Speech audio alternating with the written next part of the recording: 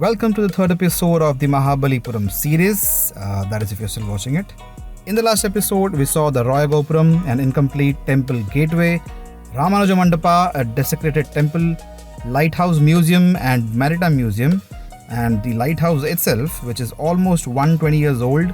We also saw the Mahishasura Mardini cave temple, where we spoke about the reclining Vishnu panel and the Mahishamardini panel in detail. Then we saw the Olakaneshwara temple, which was the old lighthouse of Mahabalipuram. And at the end of the episode, we spoke about Krishna Mandapa.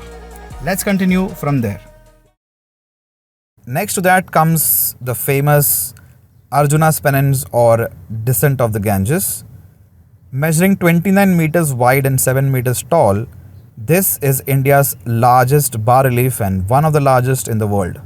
Now, bas-relief is basically a carving on a stone or a rock such that it stands out from the background. This sculpted poetry is carved on two big rocks, and in the center there is a cleft, basically a division. On the left rock towards the right, on the top, you can see a sage standing on one leg with his hands raised and fingers interlocked above his head. That's supposed to be Arjuna doing penance, and to the left of the sage you can see Shiva granting him a boon. Some say this bas-relief is basically Arjuna's petition to gain the divine weapon Pashupata from Shiva, while some say that the sage is King Bhagiratha and he is requesting the descent of Ganga to Shiva. That's because if you observe the relief carefully, all the figures are looking at the cleft and not at Shiva. If Shiva was granting the boon, it should have been the main focus and not the cleft. There is a miniature version of this near the lighthouse in Mahabalipuram, which we just crossed, where we can clearly see that all the figures are focusing their attention towards the cleft, while Shiva and the sage is on the top left. So, a little backstory about the two incidents, in short. During the Kurukshetra war, Yudhishthir, the elder brother of Arjuna, requests him to carry out an extreme penance in the Himalayas to obtain the incredibly powerful weapon Pashupata from Shiva. This weapon will assure the Pandava victory over the Kauravas. So Arjuna starts his penance, but his penance was so intense that he radiated a burning energy which burnt the surrounding areas. The great sages living nearby were so disturbed by this that they went to protest to Lord Shiva.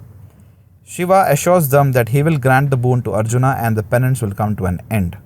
But before that, Shiva wants to test his bravery.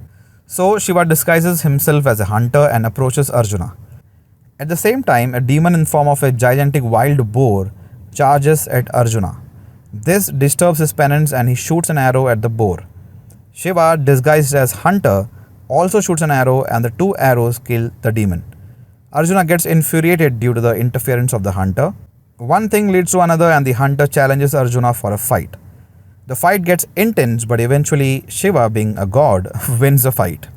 So Arjuna forms a ling out of the earth and seeks the help of Shiva.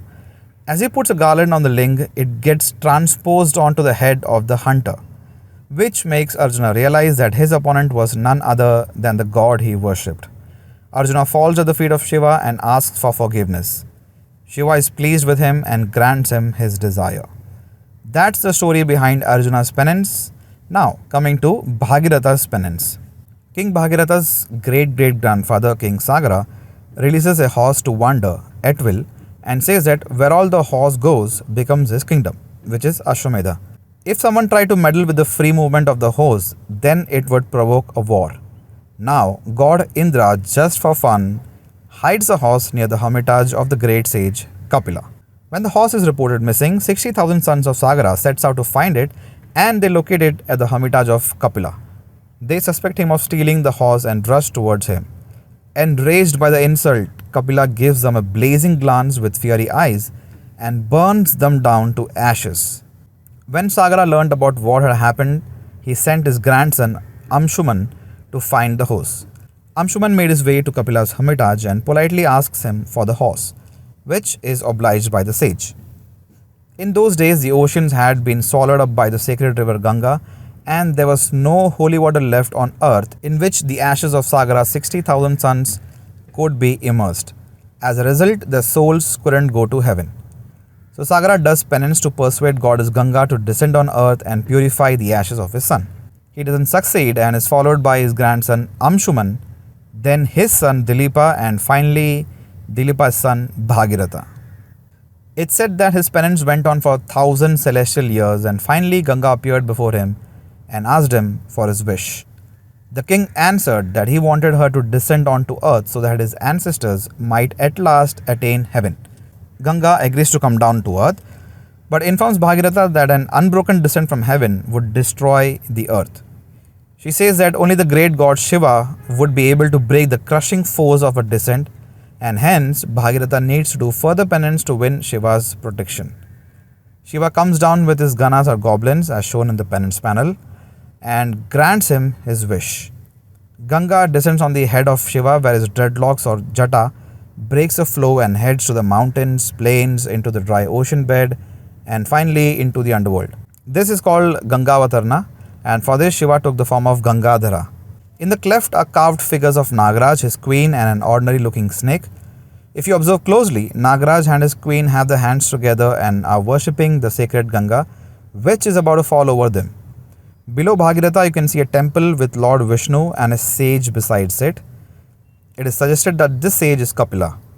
Under one of the tusks of the elephant near to the cleft, you can see a cat doing penance, which is actually a lie. You can see that one eye of the cat is open and his stomach is full.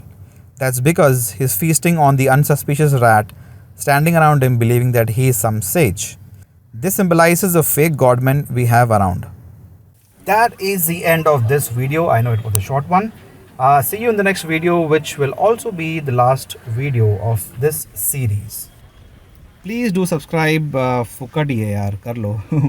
The main aim behind making such video is that when we go and visit such monuments or attractions, we don't know what we are seeing. So we get bored very easily, and that's why I'm making this video, so that people know the story behind what they are actually saying. So like the video and share it so that more people know about this. And also, as I said earlier, please subscribe. See you in the next video. Bye.